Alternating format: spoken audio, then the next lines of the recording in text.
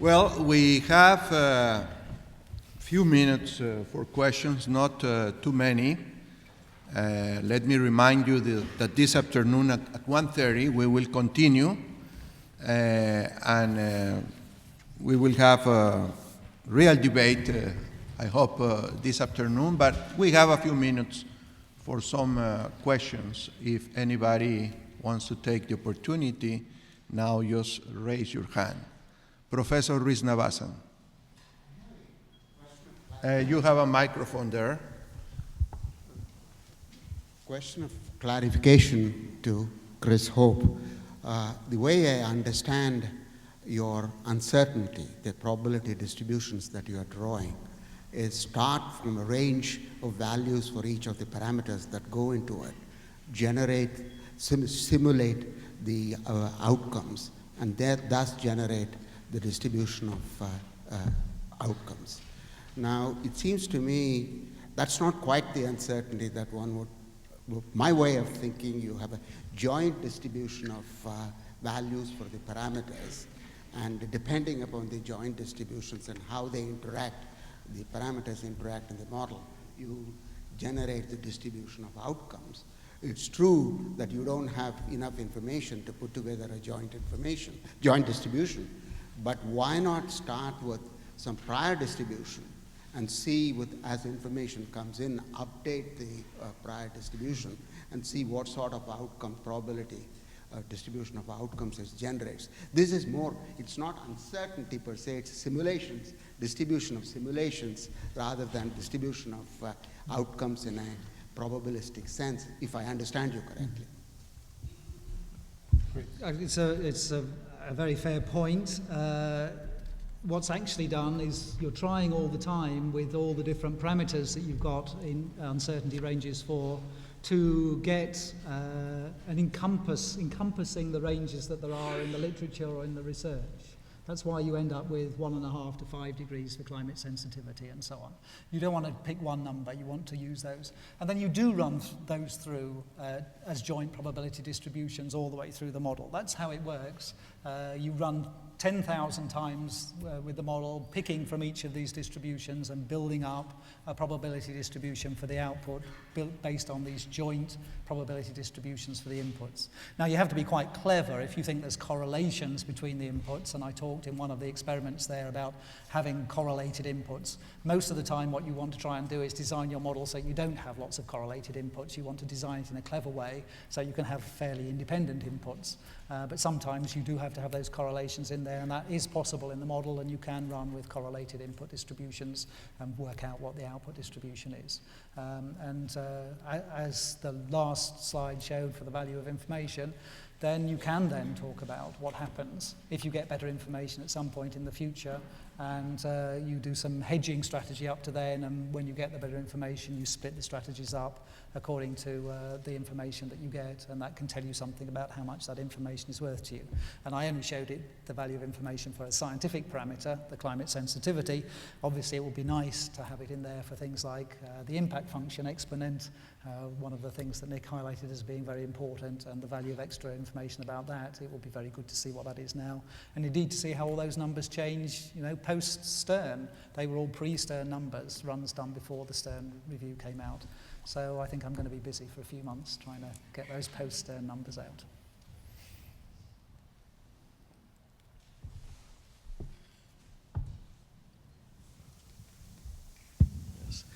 Yes. How useful and significant would be policies that accelerate the demographic transition?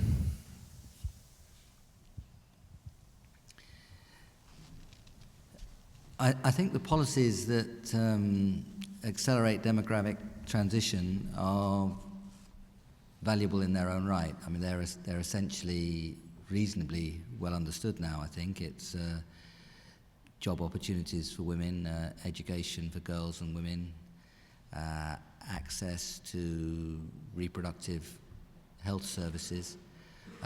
Those are the kinds of things which we know from looking at the way in which fertility rates have dropped, say, in Bangladesh from 6 to 3 over the last 25 or 30 years. I think we understand, roughly speaking, what drives those things. And they seem to me to be policies which it makes good sense to follow anyway. A lot to do with human rights, a lot to do with economic development and so on. They would help, of course, with the challenge of global warming, but I wouldn't particularly want to go that route in arguing for those policies. I think I'd want to argue them for them in their own right. If you want to use that as a supplementary argument, that's fine, but I don't think you have to.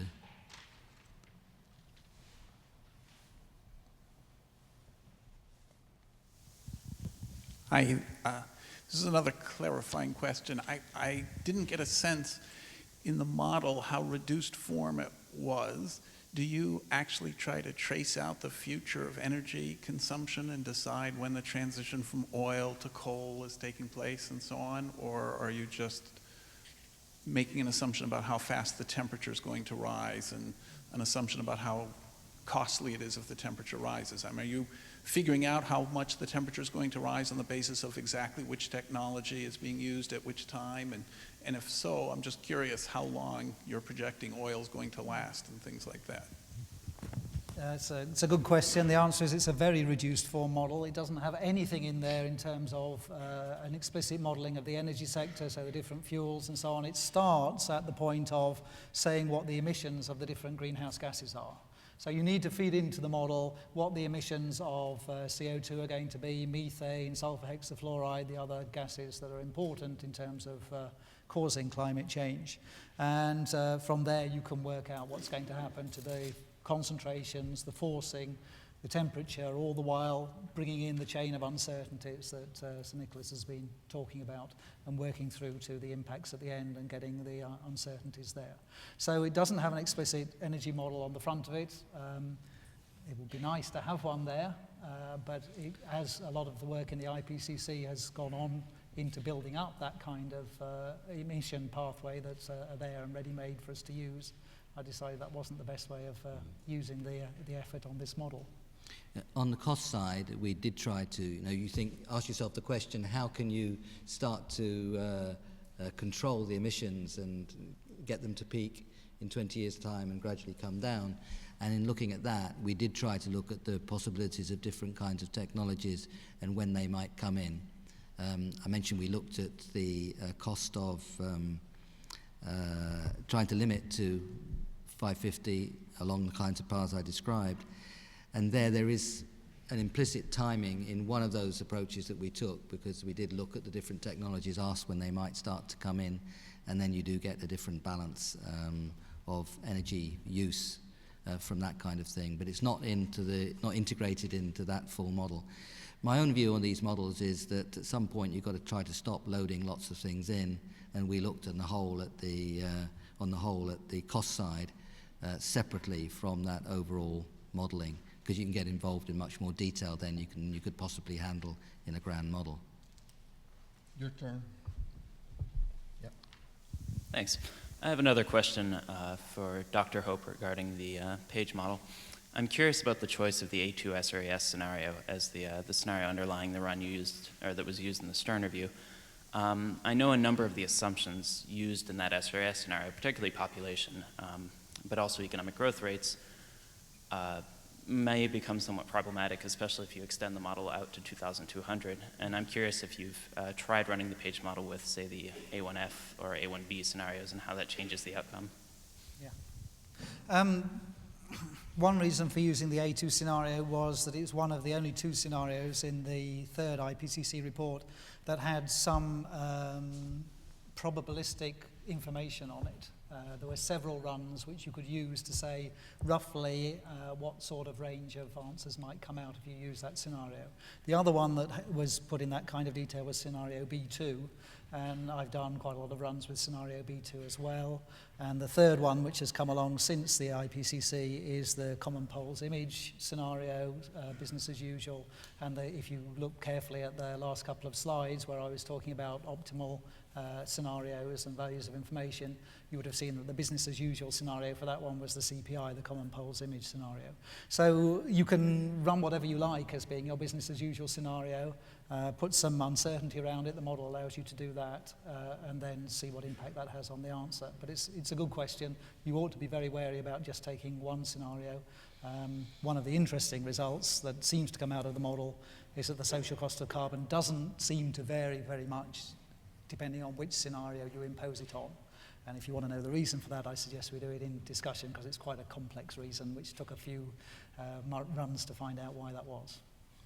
It does matter for the balanced growth equivalent, of course, because you get quite a heavy population load in the A21, and that's why we did some back-of-the-envelope sensitivity to see what difference working with lower populations might make, given the same kinds of emissions. It does bring down the damages somewhat, and that was in the table that I put up. Here, please. I'd like to ask another question about the social cost of carbon. And Dr. Hope talked about social cost of carbon under a business as usual scenario. And I wonder, Nick, if you could give us your thoughts on something which I know is a kind of an issue for policymakers, which is whether the appropriate social cost of carbon to use in policy making is the business as usual social cost of carbon, or the significantly lower social cost of carbon associated with a stabilisation trajectory to 550 parts per million. Any shadow price, which is a marginal concept, of course, is problematic in a whole modelling structure where you're dealing with, in the model itself, very big non-marginal effects, and if further you're dealing with policies which themselves could make very big differences. That means that you have to be very careful to attach to any estimate of a social cost of carbon a statement about the kind of path to which it corresponds. And Chris was very explicit. His social cost of carbon attached itself to the business as usual path. So suppose you take the business as usual path with these rising emissions and you perturb it a little bit at a given point of time, what happens to the subsequent path, and then the difference between the two is the damage caused by the extra carbon. If you look at the social cost of carbon around a path which is more sensible, in the sense which I tried to describe, a path which leads to stabilisation at 550 parts per million, then because you are adopting sensible policies into the future in terms of controlling emissions, the social cost of carbon will be lower, because the stocks of emissions over time will be lower. So it's a classic example in applied cost-benefit analysis of needing to be explicit about the relationship between the shadow price and the overall path which is being followed. It does, of course, make a difficulty for the policy maker, because suppose you're trying to look at the social cost of carbon in the context of a project which is a road building project which will save some travel time and save some petrol. What price do you use for the carbon associated with the petrol, gasoline I should say here, which is saved? Well, you've got to take a view. If you think the world's going to be sensible, you'll have a lower price. If you think the world's not going to be sensible about controlling climate change, you'll have a higher price. And it seems to me that if that really matters to the investment decision that's being taken, you have to look at it very hard and see what kind of probabilities there are of different kinds of policies out there. Maybe some of the time you won't have to be that precise. But there is a problem with the social cost of carbon, is just how big these differences are. And that's why in the presentation that I gave, I didn't lay a lot of emphasis in the social cost of carbon as a policy tool. And what we argued was that you should get, from the point of view of the economics of risk, of the Marty Weitzman kind, you should set stabilisation goals and find the path associated with them. There'll be a corridor of paths associated with any given stabilisation goal, and you use your price mechanisms to decentralise within that corridor of paths, but revising from time to time as the information of the kind that Chris described comes in. And in that revision, some sort of feel for the social cost of carbon would actually be helpful. but we didn't set it up as the central driving force of the policy decentralization story as we described it. Says that Nick is very well aware of the political process. I tend to think of the social cost of carbon as being what you should use to set any carbon tax that you might have. And I would agree very much with Nick that what you want to do probably is look at what the carbon tax should be under an optimal path of emissions rather than under a business as usual path of emissions. And I actually think that you should probably set your carbon tax as being a little bit higher than the mean social cost of carbon for various reasons, to do with the things that have been missed out of the calculations, but also to do with the fact that you're going to be replacing other taxes which do nasty things in the economy. But it's still, even if you accept that, it's still, I think, an open research question as to just how much the social cost of carbon varies if you go from something like a business as usual scenario to something like an optimal path of emissions over time. Maybe it drops by a factor of 2 or 3, maybe it doesn't drop very much at all, and it seems to depend quite a lot on what you assume about what's going to happen to other gases like sulfates and other background gases in the atmosphere as you go to your optimal path of emissions. So, you know, something else to work on over the next few weeks, which is nice. You had a question, yeah. Was the acidification of the oceans included in the social costs? The acidification of the oceans. What sort of Thank you. The page model, as a run for this kind of study, doesn't take into account the other impacts that there might be of fossil fuel use, let's say. So it doesn't take into account explicitly the other co-benefits that there are from reducing fossil fuel use, some of which is acid rain, acidification reduction, and so on. It is possible to run the model with other models which track through those things explicitly and find out the total benefit of cutting back, let's say, emissions of fossil fuel. But you have to be quite careful how you do that, because obviously if some of your policy action is to reduce the emissions of CO2 by reducing deforestation, well, that won't necessarily give you the same kinds of co-benefits as you get from reducing CO2 by reducing the burning of fossil fuels. So it's probably better to put that in as an explicit second thing to model to find out the co-benefits rather than to put it into the model of greenhouse effect itself. I think this is a good example of why you'd want to go for these disaggregated descriptions. I mean, chapters 3, 4, 5, before we got to chapter 6, we did look across a whole range of these kinds of problems. And the decision challenge then is, would you pay 1% of GDP to drastically reduce this whole collection of types of risk? And that's why I feel that the first way of looking at it before you get into the detailed modeling, which suppresses so much of what's interesting, is very valuable, and that we should see these two approaches as one complementing or one supporting the other. But that is an example of what I had in mind about what you lose when you go to the inevitably simple models that are the only ones you can handle. Okay, we have time just for one question. You had been waiting a long time, and then I have to give... It's a very short comment. There was a lot of mention about climate sensitivity, and I think just wanted to, the IPCC process takes models from all the countries in the world who are able to submit. There's really no quality control. There is no way to check. There is a model democracy. And all the PDF that you get is based on how good the different models are. And the assumption is that since it is a nonlinear dynamical system, that's the inherent uncertainty of the parameterization and model. But if you take a view that those models which are doing good in simulating the current climate should be considered more reliable for the future climate, for which there is no basis, you find out that the sensitivity is at the highest range of the IPCC estimates. So this is something that the IPCC has decided to get into, that is starting from the next assessment. When the actual report will come out in a few months, these results will be mentioned somehow. But any estimates based on the model credibility give you the sensitivity to be the highest in the range. Sobering thought. I think that's an example of the kinds of ways in which we were cautious. We didn't know how to go forward to incorporate those kinds of possibilities. but there are strong signs in the IPCC report, and maybe they didn't go far enough. I mean, you know more about that than I do. But I do think there are lots of uncertainties out there and risks of a major kind, which is simply not in the story as we told it. I have done some runs with these higher numbers that seem to be coming through from Murphy and Stainforth and so on. They seem to increase the mean values for the social cost of carbon by at least 50%, possibly a little bit more. And so it's exactly why you need this kind of model. When you get better information, you see what effect it has on the policy relevant numbers.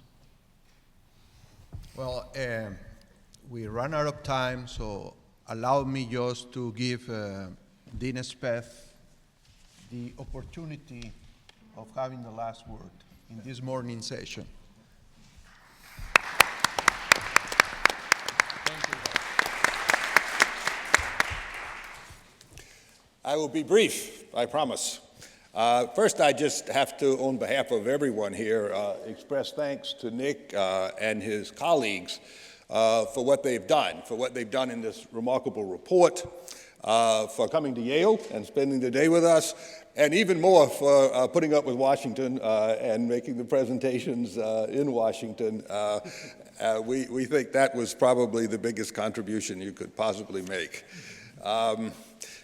This is obviously the most comprehensive economic analysis that's been done. It'll be a point of departure and reference for all future work. I see four main points coming out of it. First, that the risks are very great. Secondly, that the time is very short, at least in two senses. One is that the gases are building up rapidly, and we may miss the opportunity to move to that window between 450 and 550 parts per million. And secondly, because the cost of stabilization is increasing, as the report points out. Thirdly, that action has got to be very significant. The report calls for 60 to 80% reduction in the rich countries, probably by 2050. And fourthly, that the cost of mitigation can be affordable. You make these points very clearly and persuasively, and we're in your debt for making them. People will argue about many aspects of the report, I'm sure, but I suspect that these 4 points, these 4 basic conclusions, will stand up and be very robust. The good news for all of us here in the United States is that this country has finally come alive with the issue. We seem to have passed through some threshold where it's going to be essentially impossible for politicians to ignore it, as they have successfully done for the last quarter century. I can't resist mentioning the fact that it was way back in the Carter administration when we said things like the carbon dioxide problem should be taken seriously in new ways. It should become a factor in making energy policy and not simply the subject of scientific investigation. That was 27 years ago. I also have to admit that we said something like this, too. In particular, we cannot presume that in order to decide whether to proceed with the carbon dioxide experiment, we can accurately assess the long-term costs and benefits of unprecedented changes in global climate. So, but anyhow, here we are. We just did it, didn't we?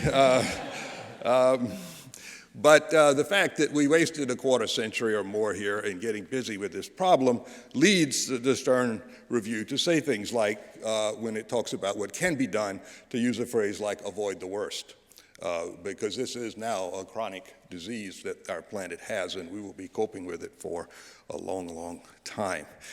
The momentum in the U.S. obviously started in the states and local governments. California's commitment to 80% reduction by 2020. New York City is putting in place, Mayor Bloomberg, a really aggressive program, and Yale has itself adopted a 43% reduction goal by 2020. It's now moved to Washington, and Congress is flooded with cap-and-trade proposals, and I think we should be excited that at long last this is happening, but we have to temper our euphoria with the knowledge that it'll be a long, hard slog, a long, hard fight to get where we need to be on this problem, and we haven't got much time. In conclusion, I have to say, Nick, that I'm one of those who worries that you may have set the stabilization target at a level that could well turn out to be dangerous, too dangerous. I'm afraid, at least based on my reading, which is a layman's reading almost, that somewhere that this range of 450 parts per million CO2 equivalent to 550 is an extraordinarily important range. And at the low end of that range, we will probably have impacts that could live with, but at the high end of that range, we're in a too dangerous territory. My reading found footnote 23 in the document that you've provided us in subsequent work since the report, and it mentions that at 550 CO2e, there's a 50-50 chance of exceeding temperatures 3 degrees Celsius buildup, and that this could lead to up to 60% more people at risk from hunger, with half the increase in Africa and West Asia. More than 1 billion people may suffer water shortages, many in Africa. The ecosystems will be destroyed, and between 20 and 50% of species face extinction.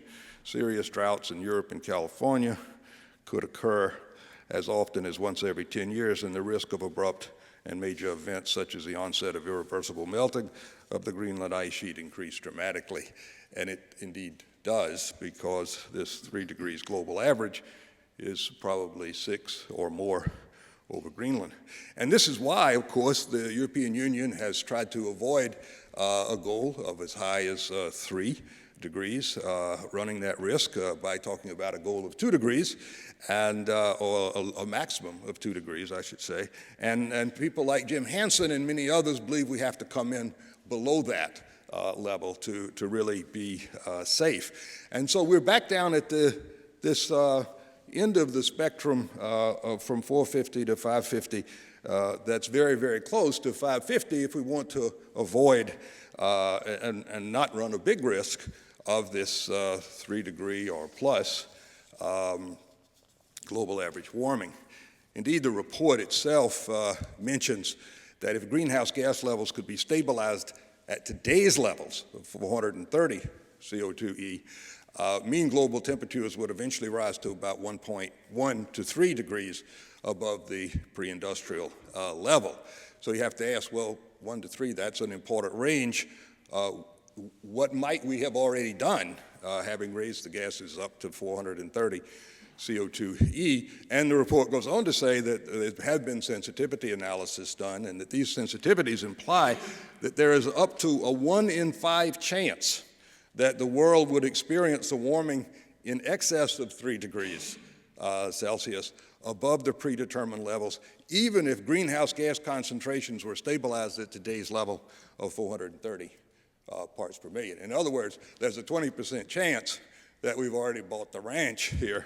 And so any sort of progression much beyond that strikes me as quite dangerous. And so I just repeat what I was saying earlier. It does seem to me that there is this range that you have covered is the critical range between something that we will have to live with and could live with at some level of damage and true danger, true extraordinary risk, as Jim Hansen says, an alternative planet or ruined planet. So I think it makes a big difference. And so when I see the a couple of times Nick didn't pick the mid-range of the 450 to 550 to talk about, or even the low range, but when, for example, the costs were 1%, it was 550.